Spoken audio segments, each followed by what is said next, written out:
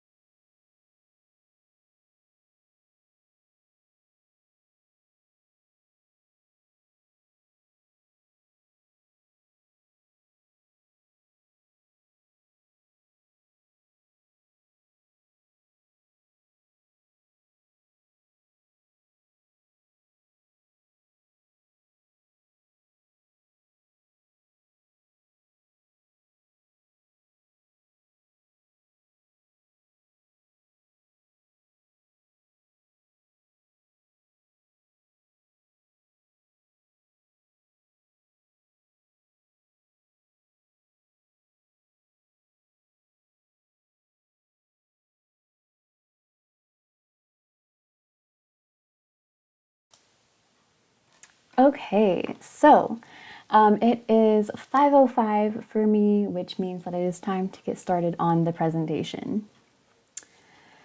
So, hello everyone, and welcome to the 4th episode of Inside the Criminal Mind, where I review specific episodes of the show, break down the criminal behavior, and explain how this behavior can potentially be prevented. So like always, we'll follow this format along the presentation. I'll introduce myself and my journey first, then a synopsis of the episode, probable relevant theories, and criminal prevention, and finally a conclusion and Q&A if needed. I'm Sharissa, or Eradication Writer on Instagram, or Eradication Lady on Twitter. I've had my own mental health journey, which I finally came to a full understanding of around 3 years ago. I was raised not to take care of my mental health because it wasn't important, but I've used my journey to re-inspire my passion of psychology, and now I'm earning my master's in psychology this summer and hoping to jump right into the doctoral program immediately following my graduation. Because of my own journey, it motivated me to work towards destigmatizing important conversations surrounding psychological principles, mental health, human rights, and how they all work together. This series is a great tool to expand our perspectives regarding societal issues while providing examples of multiple different cases. That's, just to explain why we're using Criminal Minds, because, well, why not? It's a really great show. So the short synopsis this time. This was an extension of the previous episode where Garcia had gone on a date. At the end of that date, she was shot. So the beginning of this episode takes place basically just where it left off after she got shot. Ow. At the end of the date, she was shot, which leads into this episode of the team attempting to dig into the case and see who this person was that shot her and why he had targeted her. Ultimately, her extra side work that she would had been working on outside of the BAU or outside of the FBI placed a target on her back, and this guy who shot her had a power trip to prove the police were basically useless. Not necessarily that, but we'll get into the basically the whole underside of exactly what happened and why this happened and how it can be prevented. I'm going a little faster than usual. Okay, so James Colby Baylor is what we originally know this guy as. That's what Penelope or Agent Garcia knows him as whenever she went on her date with him. It turns out his actual name is Jason Clark Battle. He presents as an egotistical individual, very flashy, and tries to gain social clout. I'm reading off of the slide when I should be reading my notes. So let me start over. James Colby Baylor, also known as Jason Clark Battle, initially presents himself as an egotistical, successful lawyer working in the district. He is flashy, tries to gain power with dominant displays. For instance, Agent Garcia mentioned while she was in the hospital that whenever she was talking to Morgan and Reed, she mentioned he had a fake Rolex, and she knows that it was fake because she knows her knockoffs. But yet, he would always constantly try to put his watch in her, in her line of sight, basically just trying to make sure that in some sort of way that she notices that he is important.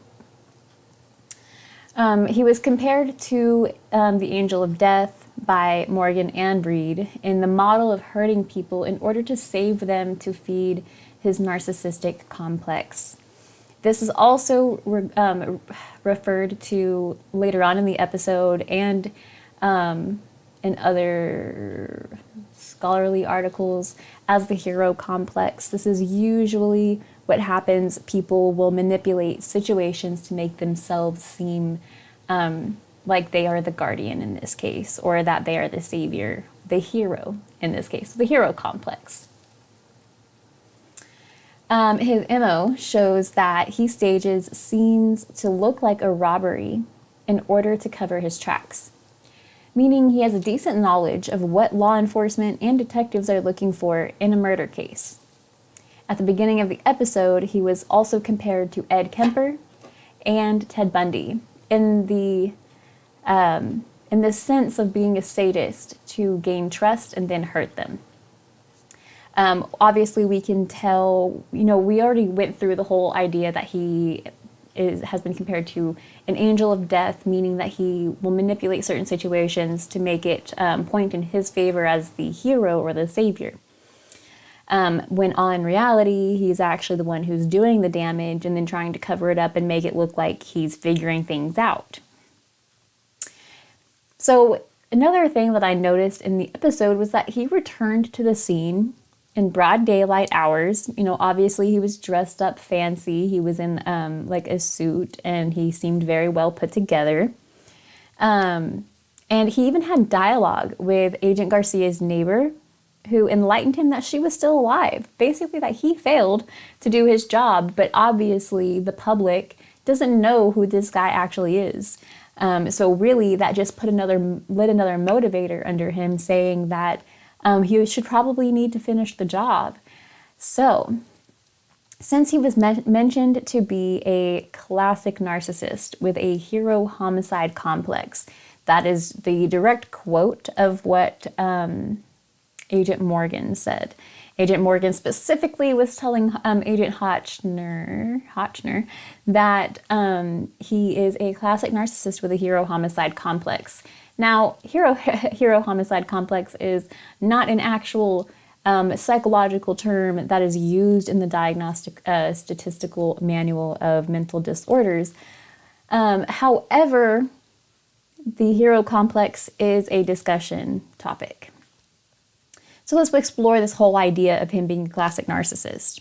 The Diagnostic and Statistical Manual of Mental Disorders states that narcissistic personality disorder is characterized by a pattern of grandiosity, lots of showmanship, a need for admiration, and a lack of empathy, which Jason Clark Battle exhibits. He exaggerated his achievements and personality, even if they were originally lies. He believes he was special because he was the lead deputy on all the cases which Agent Garcia was keeping tabs on. This is how Jason Clark Battle was figured out to be an angel of death, as he was the unsub in the previous cases that Agent Garcia was following, and he knew that she was working on finding him out. And the closer that she was getting, she became more and more of a threat. He was hailed as a hero twice.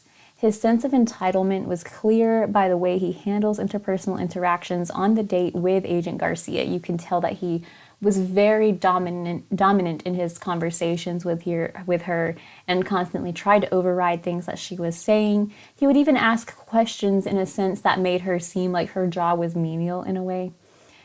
These are forms of manipulation. He's also interpersonally exploitative, as we saw him attempt to kill Garcia to be sure his tracks would be covered. One of the biggest factors here is in his lack of empathy. The cherry on top of his diagnosis is his arrogant behavior. All of these characteristics, according to the Diagnostic and Statistical Manual of Mental Disorders, classify him with narcissistic personality disorder. The term hero homicide complex is not an actual term, which I already stated earlier, that's used in scholarly writing, but it does refer to the idea of creating one's own heroism and clout, essentially. Obviously, there's a whole other factor there. Whenever you're creating your own heroism, that obviously means that you have to do a bad thing first in order to clean it up and make it look like you fixed it without causing it in the first place, if that makes any sense. Okay, I just wanted to check and make sure there was no comments. Okay. So, yeah, this is very obvious. This guy was a narcissist and very interesting. I'm trying to remember exactly, he was a deputy sheriff. He was an Army vet. I'm just going to read off some of my notes because I always take handwritten notes first because I'm old-fashioned in that sense.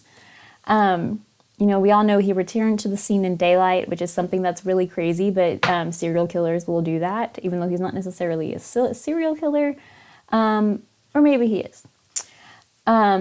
There was a quote that he said before he shot her, and it was, "I've been thinking about doing this all night." Meaning, and that just makes me, it kind of triggers me in a way where if anybody have ever had interpersonal communications with a clinical narcissist, then it really starts to feel like they are constantly, excuse me, they are constantly creating like bad choices in their head on the back burner, but obviously that's not what they're putting out. They're not making it look like they're doing something bad, but all in reality, they're trying to manipulate the whole situation to work in their favor, which is exactly what Jason Clark Battle did. Whenever they make the comparisons of Ed Kemper and Ted Bundy, what do we know about those two serial killers? I'm not 100% avid, or not really avid, I'm not 100% caught up on my Ed Kemper facts. However, I am a major Ted Bundy, I'm not going to say fan, but it's along those lines. I find Ted Bundy's case to be extraordinarily interesting in the idea that people loved him. You know, it's almost like it would like the whole Charles Manson thing, the whole Manson cult type of situation. I mean, obviously Charles Manson wasn't like the most handsome person ever. How he was able to create such a following for the Manson murders is beyond me. But Ted Bundy, he had the charisma. He had he was charming. He was able to talk to girls to make them find him attractive. So he had a lot of things going for him. He had a lot of interesting manipulating factors that worked in his favor. And even in the court proceedings, whenever he insisted that he represent himself, even though he might not have been the most qualified or prepared to do such a thing, but he was so sure of himself. But Ted Bundy wasn't a narcissist, at least not from what I've read. He was just a psychopath. But it's something very interesting to discuss. So what's worth also talking about before I move on is the side work that Garcia was getting herself into.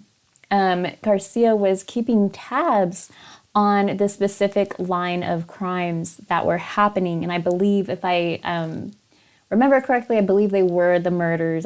So there were a few murders that happened before this attempted murder that pointed to, that Garcia felt very heavily involved in. She felt like with the work that she was doing, the least that she could do is create a support group for families who are affected by these murders, and help them cope with that. And then at the same time, though, she also promised them that she would keep an eye out on each of these cases and make sure that they were being prioritized to be worked on, which is why and how Jason Clark Battle was able to pinpoint who she was and what she did and what type of information she had. She was very trusting, so she thought that he was an attorney. She thought that he was safe to talk to. Turns out, even he wasn't an attorney. As I said, he was a deputy sheriff. He was stuck at deputy for so long, and he became frustrated with his inability to be able to move up in this career field. The reason why he wasn't able to move up is because a lot of the people that he worked with, a lot of his higher ups realized that he was not, that something just wasn't clicking right with him. Something was not checking out as far as is he responsible enough to be moved up in this type of career. So, and obviously anybody who might know, I'm pretty sure, if I'm not mistaken, Agent Garcia was brought into the FBI because of her hacking abilities. A majority of the time, the FBI they keep tabs on the top less than 1% hackers that could pose a threat. And so usually the FBI will either recruit them or take them out in whatever sense or fashion. And that's essentially how Agent Garcia was brought into the FBI, into the behavioral analysis unit as an analyst. So this whole project that she was working on, whenever she went on this date with this dude, he was able to confirm that she was the one who was keeping these cases active and making sure that they're being pushed along and worked on. However, as the case was being worked on, it was nearly impossible to figure out where the trails would lead, because the trails would always end up going cold, because Jason Clark Battle would go behind him, retrace his steps and clean up his steps. So then that way he would be virtually untraceable. And since he worked as a deputy sheriff, he had the capability to be able to do that, which is also kind of opens up a whole other discussion of how it can be very scary to trust law enforcement. But that's a whole other topic for another time, probably after this series. Anyways, criminal prevention. So we know that he checks out with narcissistic personality disorder, but we don't know for sure how this could have developed. We can theorize though. We don't know his background. What we do know is that he did do military service for, I believe it was like 5 years or so, which may have fed the fantasies of achieving greatness and heroism. After that, he took a job with the local sheriff's office as a deputy. Again, this is something that can feed that fantasy and emotional state of wanting to keep being better and achieve awards and keep wanting to be the best. He even achieved his bachelor's in administration of justice, which explains the basic knowledge of his lawyer front. He had on this whole front of being an attorney or a district attorney or some sort of a lawyer. And obviously, you know, he was able to rattle off specific jargonistic terms to Agent Garcia, which to her validated his identity. However, it was a fake identity. He was struggling with being moved up in the sheriff's department, which likely fueled his desire to create his own fame, or I guess I should say infamy. He was compared on fandom to the real-life criminal Richard Angelo, which we'll follow the link and briefly check it out.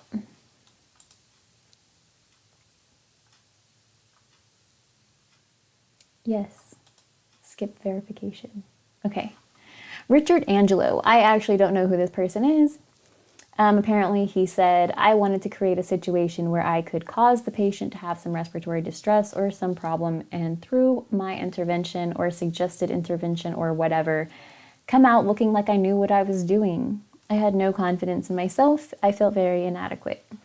Well, at least it shows that there was some self-awareness, at least, right? Yeah. It says here his MO was paralytic drug poisoning. So I have like the wrong terminology for MO, but you guys get what I'm saying.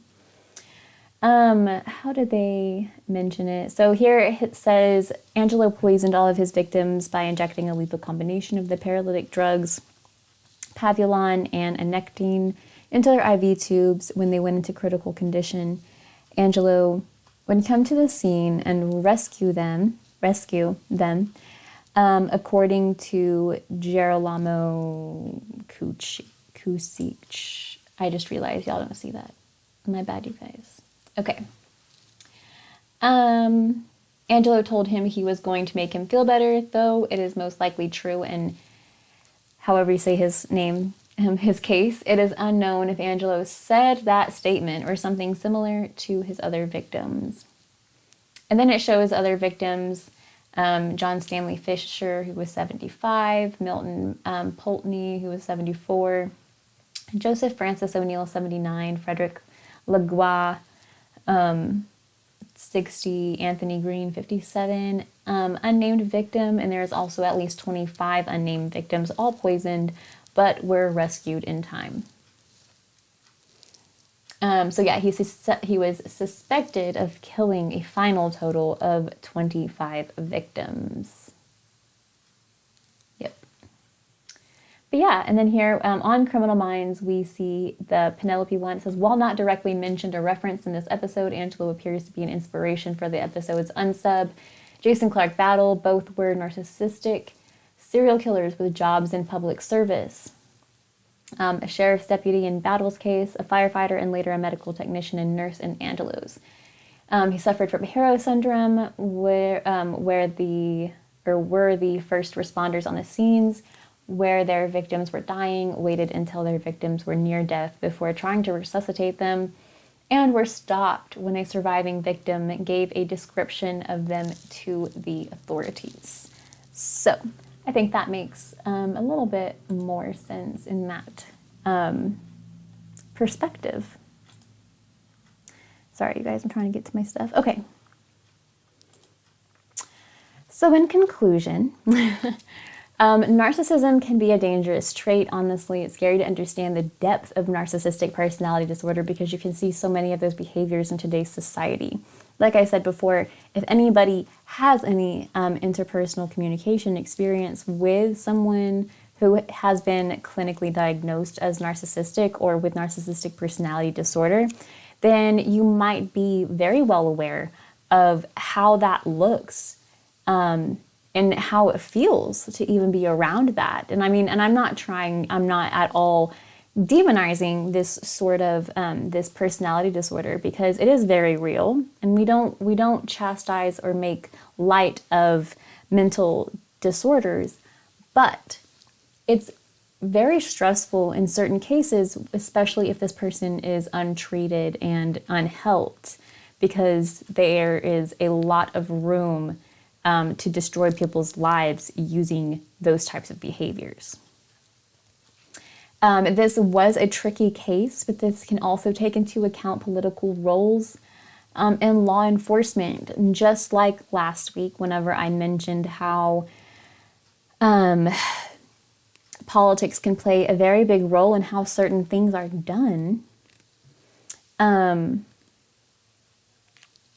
it can, like politics and political relationships with certain politicians, it can really change the way safety in law enforcement looks depending on who you are and where you are and what type of ideas you're involved in.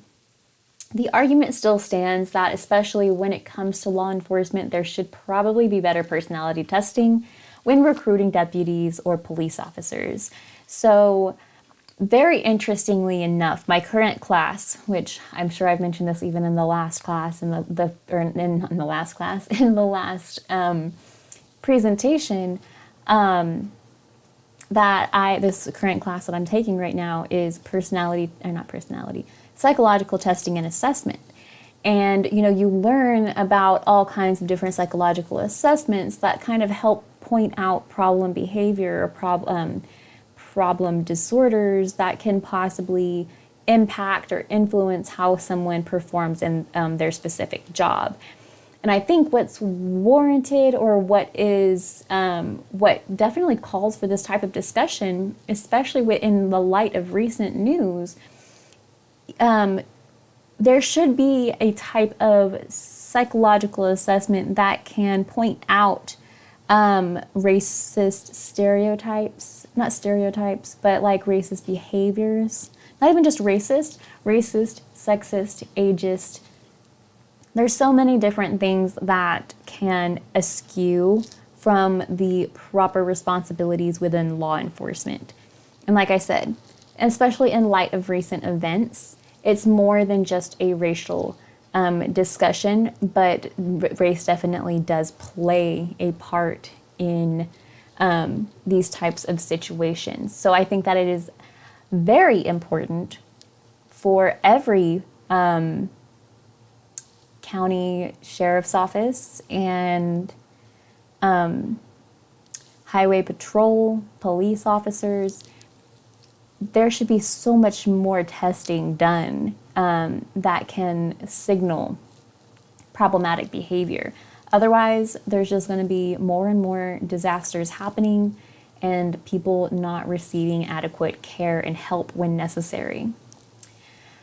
Okay, so that basically leads us to the Q&A portion. If anybody has any questions, please feel free to drop them in the chat. I'll be more than happy to answer anybody's questions or talk about suggestions or comments. What do you think? How do you feel about what I just discussed? I know that some of this information and some of the comments that I make might be just a smidge triggering, but it's all rooted within research and science, and I do so much psychological work on a daily basis that I'm constantly thinking about these things and how these things can be influenced and how these things can potentially be fixed in the long run. So I think that it's very important for us to make these considerations.